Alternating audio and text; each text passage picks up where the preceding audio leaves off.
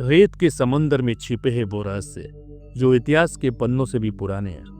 प्राचीन मिस्र, जहां पिरामिड सिर्फ पत्थरों की इमारतें नहीं थी, बल्कि शायद आत्मा और ब्रह्मांड के बीच एक सेतु।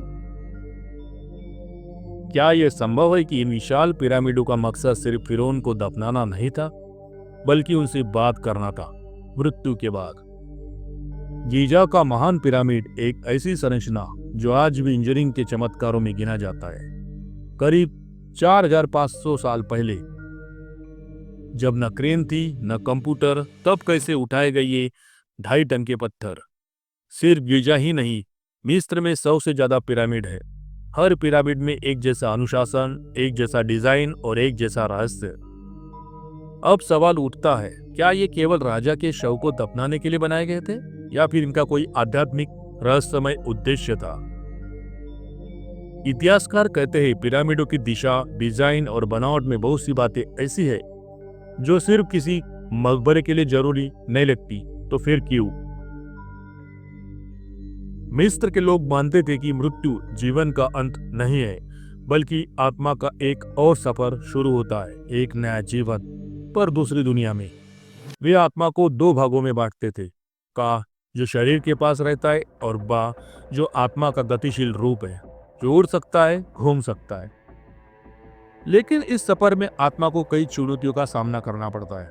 उसे डोर पार करना होता है, जहाँ 42 देवी देवता उनके कर्मों की परीक्षा लेते हैं, और अंत में उसे ओसाइरिस के सामने खड़ा होना पड़ता है, जहाँ उसका दिल एक पंख के साथ तोला जाता है। अगर आत्मा सच्ची हो तो उसे मिलता है अमर जीवन, नहीं तो उसका अंत। अब सोचिए, अगर यात्रा कितनी महत्वपूर्ण है, तो क्या पिरामिड सिर्फ शवों के लिए बनाए गए थे, या वो इस आत्मा को यात्रा में किसी तरह की मदद करते थे? कुछ पिरामिडों की भीतरी दीवारों पर विशेष मंत्रों की श्रृंखला पाई गई है। इसे कहते हैं पिरामिड टेक्स्ट। ये दुनिया के सबसे पुरानी धार्मिक रचनाओं में गिनी जाती है। 2400 BC के आसपास इनमें क्या लिखा है? इन श्लोकों और मंत्रों में आत्मा को बताया गया है कि उससे किस दिशा में जाना है, किस देवता से क्या कहना है, कौन से शब्द उपयोग करना है। जैसे आज हम GPS से रास्ता खोजते हैं, वैसे ही ये श्लोक आत्मा के लिए स्पिरिचुअल GPS थे। और सबसे चौंकाने वाली बात, कुछ मंत्र ऐसे भी है जो बुलाने या संपर्क की बात करते हैं, मानो कोई जीवित व्यक्ति मृत आत्मा से संवाद कर रहा हो। तो क्या ये मंत्र सिर्फ आत्मा की मदद के लिए थे, या वो द्वार थे एक और दुनिया से संपर्क करने के लिए? आधुनिक विज्ञान भी पिरामिड की संरचना को देखकर हैरान है। कुछ रिसर्च में पाया गया कि गीजा का पिरामिड विशेष विद्युत और ध्वनि तरंगों को केंद्रित करता है। इसका किंग्स चेंबर विशेष गुण पैदा करता है, जैसे किसी ट्यूनिंग फॉर्क की तरह। क्या ये सिर्फ संयोग है, या फिर पिरामिड को इस तरह डिजाइन किया गया था कि वो एक ऊर्जा केंद्र बन सके?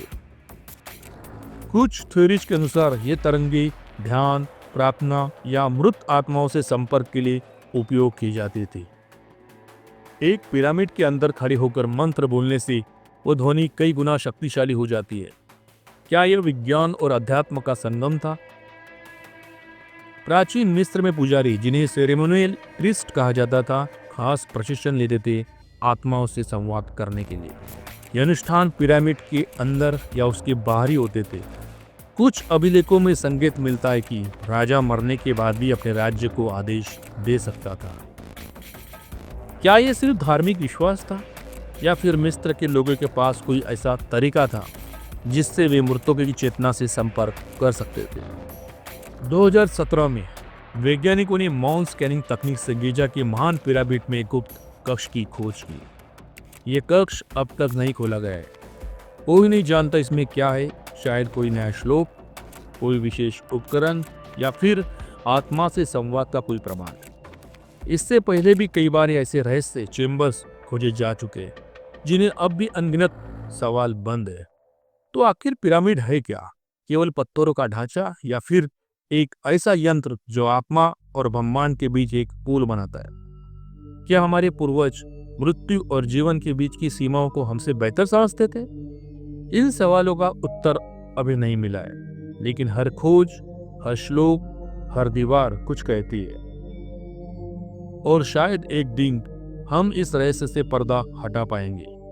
अगर आपको ये वीडियो पसंद आया हो तो लाइक करें, चैनल को सब्सक्राइब करें और कमेंट में बताएं कि आपको लगता है पिरामिड आत्माओं से संवाद का माध्यम थे या ये सिर्फ इतिहास के सबसे बड़े रहस्य में से एक है।